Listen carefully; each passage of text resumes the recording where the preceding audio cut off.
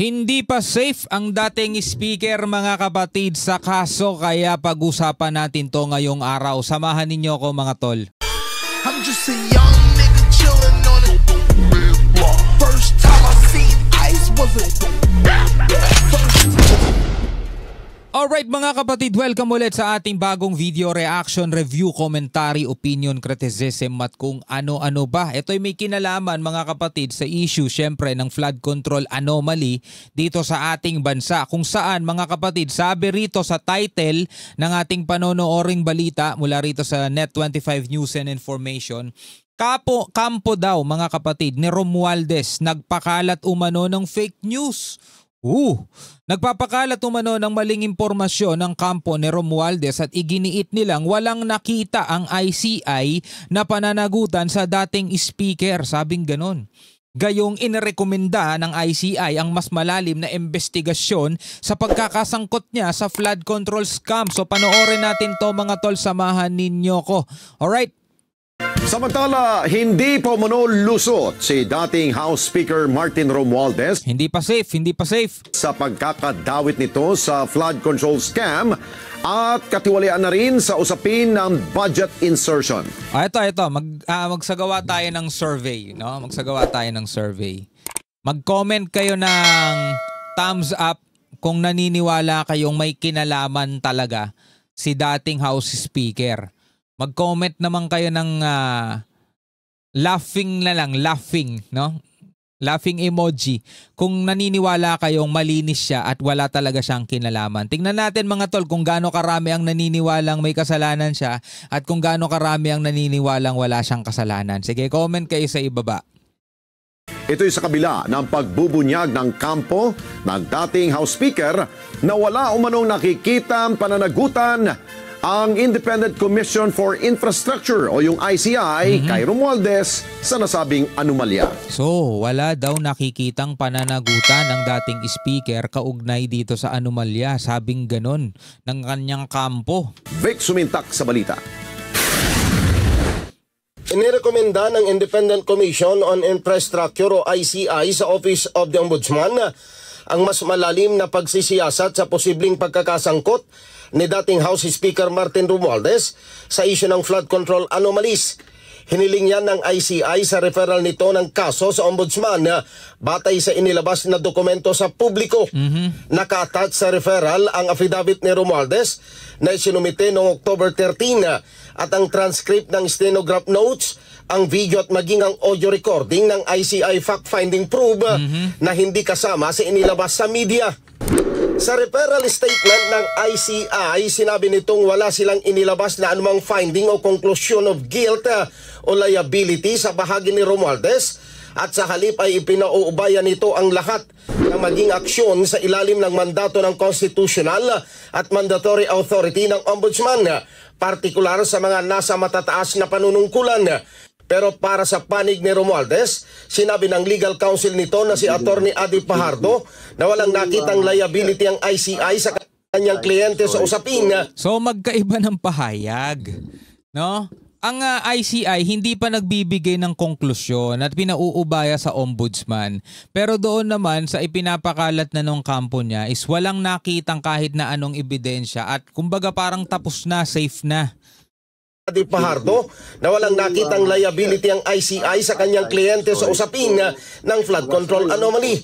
Partikular anyang hindi pagbibigay ng finding of guilt at liability ng ICI laban sa dating speaker sa isyu ng kickback sa flood control projects. Ayon kay Pajardo, nakumpleto na ng ICI ang ginawang fact-finding investigation sa dating House Speaker, kaya isinumite na sa Office of the Ombudsman ang resulta ng investigasyon. Nagpahayag naman ng tiwalang kampo ni Romualdez sa Ombudsman na isa sa ilalim sa masusing pagsusuri sa mga defense evidence na ibinigay ng dating Speaker upang malaman ang buong katotohanan ng flood control controversy. Again mga kapatid, tayo wala pa rin tayong inaakusahan. Ayoko naman magsalita ng ganyan mga kapatid na hindi, may kasalanan talaga yan, hindi, may ganyan talaga yan. Kasi kung nakikita ninyo mga tol, di ba napakarami ng inilabas na mga larawan, may mga mugshot pa nga mga tol nung mga naaresto. Kasi may mga nagko-comment, sino tong mga to? Di ba sino tong mga to mga kapatid? Ito papakita ko sa inyo yung mga naaresto. Saglit lang. Ito, halimbawa na lang mga tol, ito mula rito sa Bilyonaryo News FB page. Ito, mugshots of 8 individuals arrested over alleged flood control anomalies. Kung titignan nyo mga kapatid, wala sa kanila ang familiar sa ating lahat, di ba? kumbaga sa isang isdaan mga kapatid, di ba? Naghagis ng lambat. Diba? May mga buwaya, may mga pating, may mga maliliit na isda. Puro mga maliliit na isda lang yung nalambat no? Wala pa rin yung mga buwaya mga tol diba? Wala ka man lang makikita rito mga matataas na opisyal mga tol diba? Diba? Ang napakarami dun sa naririnig natin sa hearing, diba? Dun sa Blue Ribbon, daming nabanggit dun ng mga matataas na pangalan Mga kongresista nga yung iba dun mga tol di natin alam kung sino tong mga to mga sa sa DPWH, mga contractor, mga ganun, mga engineer mga tol, 'di ba? So ngayon ang hinahanap mga tol ng taong bayan, hindi lang basta-basta yung mga contractor kasi kung ako tatanungin mga tol, mga tauhan niyang mga yan Sila yung nanalo sa bidding, sila yung gumawa ng proyekto, pero sige may pananagutan sila kasi yung iba diyan mga tol talagang walang ginawang proyekto pero binayaran. Pero merong pagkukulang doon mga tol. Bakit naglabas kayo ng pera nang hindi nyo man lang sinisiyasat kung may proyekto ba talagang ginawa o hindi? Kumbaga nagpagawa ka ng bahay tapos binayaran mo yung kontraktor mo tapos pagdating mo dun sa lupa mo walang bahay na nakatayo. Teka, hindi mo ba sinisilip yung progreso ng bahay na pinapatayo mo? Diba? Kasi mga kapatid, dapat ganun yun kasi una-una pera ng taong bayan to. Pero syempre, dapat isipin mo saan ba nanggaling yung budget na inilabas? Basta-basta lang ba makakakuha ng pera sa gobyerno? Syempre hindi. 'Di ba? Merong pumipirma sa mga 'yan, merong nag-aayos ng mga budget, 'di ba? At kasama na nga doon 'di ba si Saldico. Kaso ang gusto ata mangyari si Saldico lang lahat ang managot. Ngayon, kung si Saldico ang pinaka talaga mastermind dito, imagine mo kung paano niya nautakan si speaker at ang presidente. Di lumalabas, weak leader talaga yun. Kung nautakan siya ng isang Saldico, di weak leader talaga pala siya. Kung nautakan siya ng isang Saldico, di ba? Baka nga naman talaga, di ba? Kayo na lang bahala humusga. Kaya nga sabi rito, hindi pwedeng hindi kikilos itong taong to nang hindi basbasado ng mga mas mataas sa kanya. Yun ang sabi mga tol hindi galing sa akin yan. Yun ang sabi ng mga usap-usapan. Sabi daw. Diba? Sabi daw, hindi makakakilos to basta-basta nang hindi naaprubahan o hindi basbasado ng mga mas mataas sa kanya. Kaya isipin mo, paano makakalusot tong mga ganitong uri ng tao?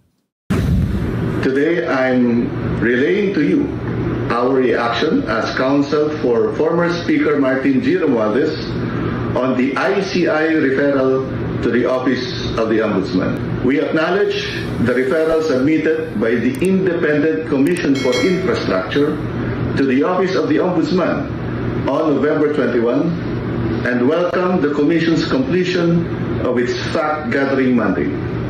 We respect the ICI's commitment to transmit all gathered evidence to the Office of the Ombudsman for further evaluation. Alright mga kapatid, bilang mga Pilipino, ano ang inyong masasabi rito? Safe na nga ba talaga ang dating speaker dito sa maanumalyang flood control? Talaga bang siya? Innocent mga tol, inosente. Ano sa tingin ninyo? Comment kayo sa ibaba mga tol. Hanggang sa muli, ako nga pala si Shobal D. Peace out.